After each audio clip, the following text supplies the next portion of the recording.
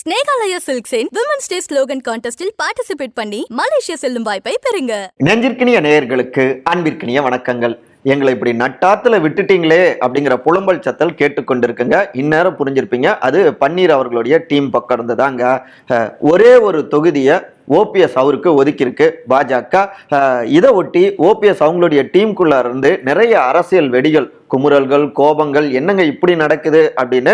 இன்னொரு பக்கம் பார்த்தோம்னா பாஜக அண்ணாமலை கொடுத்த அழுத்தம் அப்படின்னு எக்கச்சக்கமான சமாச்சாரங்கள் ஓடிக்கொண்டிருக்குங்க. என்னதான் நடந்துகிட்டு இருக்கு அவங்களுடைய கூட்டணியில, ஓபிஎஸ் அவருடைய மனநிலை என்ன? இன்னொரு பக்கம் உச்ச நீதிமன்றம் வைத்த குட்டு, ஆட்டம் கண்ட ஆளுநர் மாளிகை, அட்லாஸ்ட் அடிபணிந்த ஆளுநருங்க. என்ன விவகாரம் புரிஞ்சிருப்பீங்க. எல்லாவற்றையும் இந்த பரபரப்பான பின்னணியில இன்றைய இளங்கோவன் எக்ஸ்பிளைன்ஸில் விரிவாக அலசுவோம். நான் உங்கள் சகோ இளங்கோவன். நிகழ்ச்சிக்கு போகலாம்.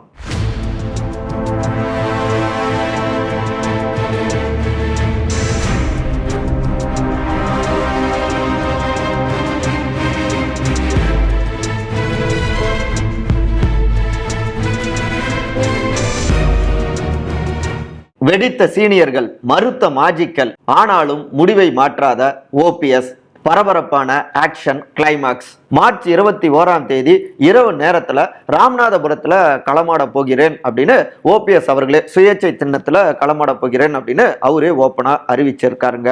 என்ன நடக்குது பாஜக கூட்டணியில? அவருடைய அறிவிப்புக்கு சில மணி நேரத்துக்கு முன்பு பரபரப்பான ஆக்ஷன் கிளைமாக்ஸ் காட்சிகளே அரங்கேறினதுங்க. என்னன்னா, தமிழ்நாடு பாஜக தலைவரான திரு அண்ணாமலை 20 தொகுதியில பாஜக போட்டியிடுகிறது, 19 தொகுதிகளில் கூட்டணி கட்சியினர் போட்டிடுறாங்க. அதுல 4 தொகுதிகளில் எங்களுடைய சின்னத்துல, தாமரை சின்னத்துல போட்டிடுறாங்க அப்படின்னு அறிவிச்சாரு. அப்ப கணக்கெல்லாம் கூட்டி கழிச்சு பார்த்தா, ஏங்க அப்ப ஓபிஎஸ் அவருக்கு சீட்டு ஒதுக்கலையா அப்படின்னு கேள்விகள் வந்தது. இது ஓபிஎஸ் அவர்களுடைய டீமை எக்கச்சக்கமா கொதிப்படைய வச்சது. ஏங்க தொடக்கத்துல இருந்து நம்ம தாங்க பாஜகவுக்கு ஆதரவு கொடுத்துட்டு இருந்தோம். குறிப்பா அதிமுக அவங்க பழனிசாமி அவங்களுடைய முகாம் வந்துட்டு கூட்டணியை முறிச்ச பிறகு நம்ம தீவிரமா அவங்களுக்கு நெருக்கமா இருந்தோம். நாங்கள் தொடர்ந்து கொண்டே இருக்கோம். ஆனா அவங்க எவ்வளோ விஷயத்துல நம்மளை அவமானப்படுத்தியிருக்காங்க. ஏன் இப்ப லேட்டஸ்டாக சேலம் பொதுக்கூட்டம் வந்தப்ப கூட நமக்கு உரிய மரியாதை கொடுக்கல. ஆனாலும் நம்முடைய தர்ம யுத்தத்துக்காக, அதிமுகவை மீட்பதற்காக நம்ம பொறுமை காத்தோம். அவங்க என்ன பண்ணாங்க, இதையே பாசிட்டிவா எடுத்துக்கிட்டு நமக்கு முதல்ல என்ன சொன்னாங்க, 8 தொகுதிகளை நீங்களே பிரிச்சுக்கோங்க, நீங்களும் திரு டிடிவி தினகரனும் அப்படின்னு சொன்னாங்க உங்களுக்குள்ளார. அதுக்கப்புறம் 4 தொகுதிகள் அப்படின்னாங்க, அப்புறம் 3ன்னாங்க. கடைசியா பார்த்தா நம்ம பேரே லிஸ்ட்ல அவங்க சொல்லல. அப்ப என்னதான் நினைச்சிட்டு இருக்காங்க, பாஜக கூட்டணியில திரு தேவநாதன் யாதவுக்கும் ஒரு சீட்டு, நமக்கும் ஒரு சீட்டு அப்படின்னு அவங்க ஒதுக்குனாங்கன்னா இதுக்கு மேலேயும் நம்ம அசிங்கப்படணுமா அப்படின்னு எக்கச்சக்கமாக குமுறி இருக்காங்க.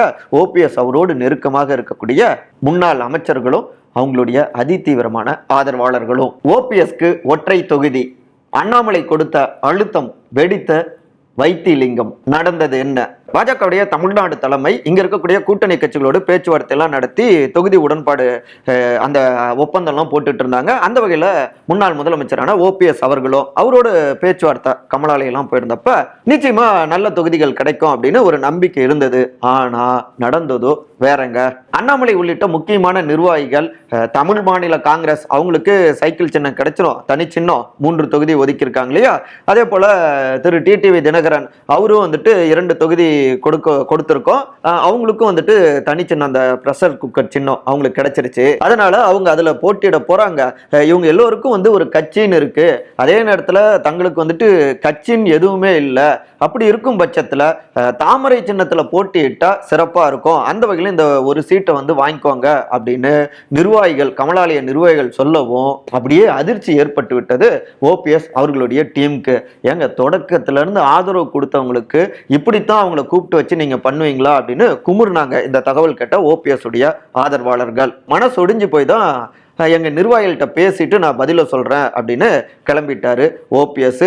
இந்த தகவல்கள் இங்க கிடைச்ச உடனே ஓபிஎஸ் அவருடைய ஆதரவாளர்கள்லாம் வெடிச்சிட்டாங்க. குறிப்பா முன்னாள் அமைச்சரான திரு வைத்திலிங்கம், இதுக்கு நம்ம போட்டியே போடாம வெளியில இருந்து கூட்டணிக்கு ஆதரவு கொடுத்துட்டு போயிடுவோம், சோ நம்ம வந்து விலகிடுவோம் அப்படின்னு அவர் வந்து வெடிச்சிருக்காரு. பலருடைய கருத்துக்களும் கௌரவமா நம்ம இதுல போட்டியிட வேணாம், வெளியில இருந்து ஆதரவு கொடுத்துருவோம், அது நமக்கு சரியா இருக்கும் அப்படின்னு சொல்லியிருக்காங்க நிர்வாகிகள் கூட்டத்துல. ஆனா ஓபிஎஸ் மட்டும் இத மறுத்திருக்காரு. இரட்டை இலையை எதிர்த்து போட்டியிட்டா மட்டும்தான் நாம வந்து இரட்டை இலையை மீட்கக்கூடிய அந்த பயணத்திலும் அதிமுகவை மீட்கக்கூடிய இந்த பயணத்திலும் நம்ம வெற்றி பெற முடியும். அதனால கட்டாயம் நம்ம டீம் வந்துட்டு போட்டியிட்டாதான் சரியா இருக்கும்.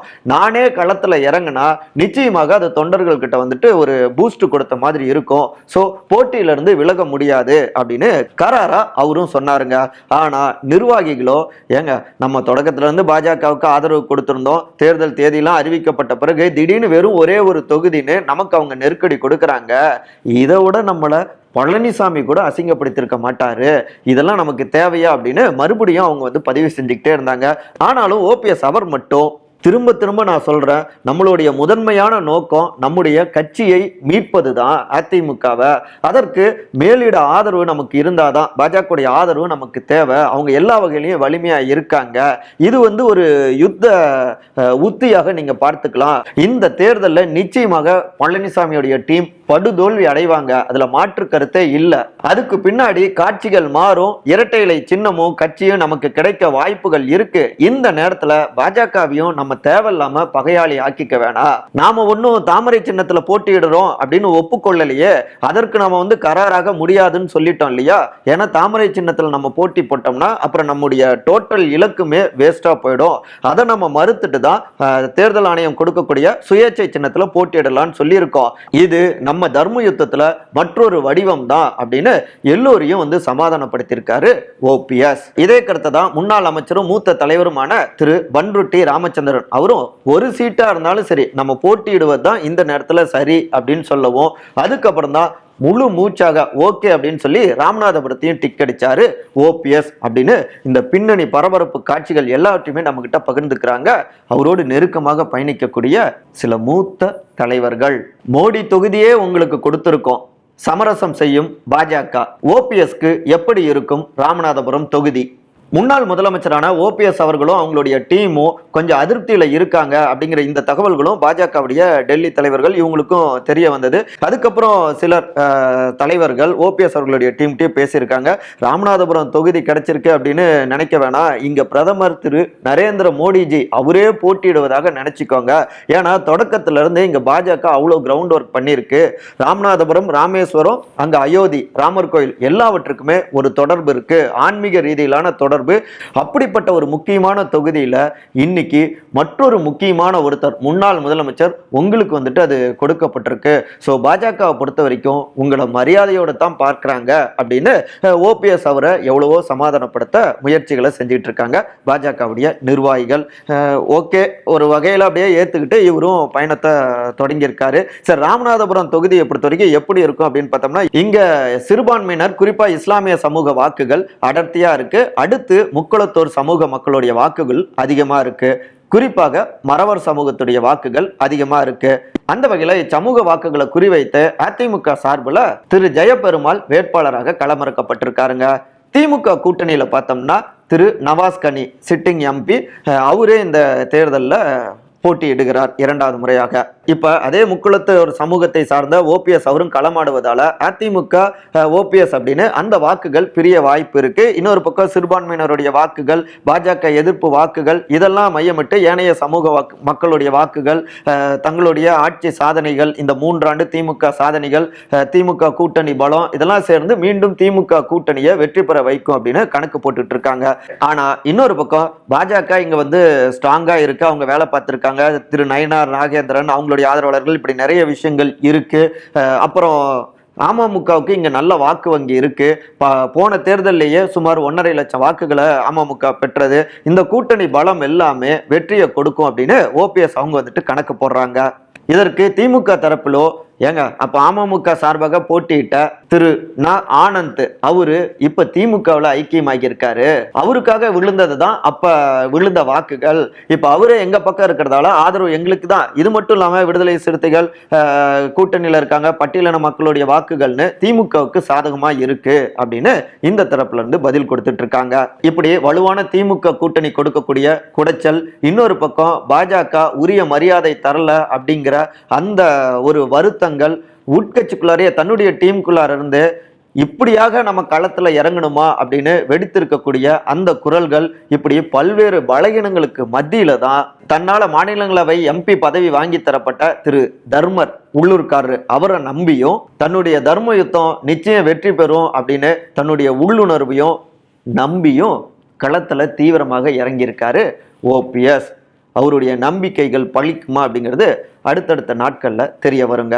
பொன்முடிக்கு பதவி பிரமாணம் கூட்டு வைத்த உச்ச நீதிமன்றம், ஆடி போன ஆளுநர் மாளிகை, அடிபணிந்த RN ரவி. திரு பொன்முடிக்கு பதவி பிரமாணம் செய்து வைக்க மறுப்பு தெரிவித்த ஆளுநர் திரு RN ரவி அவருக்கு எதிராக தமிழ்நாடு அரசாங்கம் உச்ச நீதிமன்றத்துல வழக்கு தொடுத்திருந்தாங்க இல்லையா? இதை விசாரித்த மதிப்புமிகு தலைமை நீதிபதியான உயர் திரு சந்திரசூட் அவருடைய அமர்வு தான் ஆளுநர் மாளிகையை விளாசி எடுத்திருக்காங்க. அவங்க குறிப்பிட்டதை அப்படியே வாசிக்கிறேன். தமிழ்நாடு ஆளுநர் RN ரவியுடைய செயல்பாடு அதிருப்தி கொடுக்குது. அவர் உச்சநீதிமன்ற உத்தரவை மீறி செயல்படுறாரு. பொன்முடியுடைய தண்டனையை உச்சநீதிமன்றம் நிறுத்தி வைத்து விட்டது என்றால் அதை மீறி பேச ஆளுநருக்கு அதிகாரம் இல்லை. நல்லா நோட் பண்ணிக்கோங்க, மீறி பேச ஆளுநருக்கு அதிகாரம் இல்லை. அவருக்கு அறிவுரை கொடுத்தவர்கள் சரியான அறிவுரையை கொடுக்கல. உச்சநீதிமன்றம் தீர்ப்பளித்து விட்டால் அதை பின்பற்றித்தான் ஆக வேண்டும். நாளைக்கு ஆளுநரை விளக்கம் கொடுக்க சொல்லுங்க. அப்படி இல்லைன்னா அரசியல் அமைப்பை பின்பற்றும்படி நாங்களே உத்தரவிட வேண்டியிருக்கும் அப்படின்னு கடுமையாகவே பேசியிருக்காங்க அமர்வு, உச்ச நீதிமன்றத்துடைய அமர்வு. இந்த உத்தரவு வந்த உடனேதான் ஆளுநர் மாளிகை அப்படியே ஆட்டம் காண தொடங்கிருச்சுங்க. ஏன்னா உச்ச நீதிமன்றத்தோடையே விளையாடுகிறாரா அவரு அப்படின்னு வந்த அந்த கேள்வி கணைகள் ரொம்பவே பதற வச்சது. கூடவே சாதகமான முடிவு எடுக்கலைன்னா கடுமையான உத்தரவு பிறப்பிக்க வேண்டி இருக்கும் அப்படின்னு அனலை கக்கி இருப்பதால தான் கூடுதலாகவே ஆட்டம் கண்டது ஆளுநர் மாளிகை. என்ன செய்யறது அப்படின்னு பதற்றத்தோடவே ராஜ்பவன் மாளிகை சட்ட வல்லுநர்கள் கிட்ட எல்லாம் ஆலோசனை செஞ்சாங்க. பதவி பிரமாணம் செஞ்சு வைக்கிறதா இல்ல பிளஷர் ஆஃப் கவர்னர் அப்படிங்கிற அரசியல் சாசனம் 165வது சரத்தை முன்வைத்து ஆளுநருடைய அதிகாரங்கள் தொடர்பான வாதங்களை முன்வைப்பதா அப்படின்னு தீவிர ஆலோசனைகள்லாம் போனதுங்க. அட் லாஸ்ட் பொன்முடி அவர்களுக்கு பதவி பிரமாணம் செய்து வைக்க அழைப்பும் கொடுத்தாரு ஆளுநர் RN ரவி. இன்றைக்கு மார்ச் 22ஆம் தேதி மதிய நேரத்துல சுமார் 3:30 மணி அளவுல அவருக்கு பதவி பிரமாணமும் செய்து வைக்கப்பட்டிருக்குங்க. அமைச்சராக பதவி ஏற்றதால உச்ச நீதிமன்றமும் இப்படி குட்டு வைத்ததாலோ, ஏன்னா ஒரு பக்கம் அங்க தங்களுடைய விசாரணை அமைப்புகள் மூலமாக டெல்லி முதலமைச்சர் திரு கெஜ்ரிவால் அவரை கைது செஞ்சாங்க. இப்படி நெருக்கடி கொடுத்துட்டு இருந்த நேரத்துல சட்ட ரீதியாக வெற்றியை பெற்றிருப்பதை இந்தியா கூட்டணியுடைய வெற்றியாகவும் திமுகவினர் ப்ரொஜெக்ட் பண்ண தொடங்கியிருக்காங்க. இது கூடுதல் உற்சாகத்தை கொடுத்திருக்கு. ஏன்னா ஆளுநருக்கு விழுந்த அடிங்கிறது பாஜகவுக்கு விழப்போற ஒரு அடியாகவும் இவங்க அரசியல் ரீதியாகவும் காய் நகர்த்தல்களை தீவிரப்படுத்தி இருக்காங்க அப்படிங்கிறாங்க அறிவாலயத்துக்கு நெருக்கமாக இருக்கக்கூடிய சோர்சஸ். நம்ம காணொலியுடைய நிறைவு பகுதியாக மாபெரும் எழுத்தாளரான ஜெயகாந்தன் அவர்களுடைய ஒரு கோட் நினைவுக்கு வருது. தன்னை விட தன் திறமை மதிக்கப்பட வேண்டும் என்று நினைப்பது சுயமரியாதை, கர்வம் அல்ல அப்படின்னாரு. சுயமரியாதை எல்லாவற்றையும் விட உயர்ந்தது. மற்றபடி இதே போன்ற அரசியல் சார்ந்த காணொலிகளுக்கான விகடன் டிவியை சப்ஸ்கிரைப் பண்ணுங்க. மறக்காம உங்களுடைய சிறந்த கருத்துக்களை கருத்துரை பகுதியில் பதிவு செய்யுங்க. அனைவரும் அன்பால் ஒருங்கிணைந்திருப்போம். நன்றி, வணக்கம். கப்பலா மலேசியா போக ரெடியா? அப்போ ஸ்னேகாலயா சில்க்ஸ்ல மார்ச் 8 முதல் 31 வரை உங்களுக்கு விருப்பமான சாரியை பர்ச்சேஸ் பண்ணி விமன்ஸ் டே ஸ்லோகன் கான்டெஸ்ட்ல பார்ட்டிசிபேட் பண்ணி வின் பண்ணுங்க. Snehalaya first, Malaysia next. Vikatan welcome back இப்ப வெறும் 29 ரூபாயில். ஜூனியர் விகடன், ஆனந்த விகடன், நாணயம் விகடன் உள்ளிட்ட 8 டிஜிட்டல் இதழ்கள், வேல்பாரி, நீரதிகாரம், அணிலாடும் முன்றில் உள்ளிட்ட கிளாசிக் தொடர்கள், சுஜாதா, S. ராமகிருஷ்ணன், அசோகமித்ரன் உள்ளிட்ட நட்சத்திர எழுத்தாளர்களின் சிறுகதைகள் என 29 ரூபாயில் 3 மாதங்களுக்கு விகடனை அன்லிமிட்டடாக படிக்க இப்போதே சப்ஸ்கிரைப் செய்திடுங்கள்.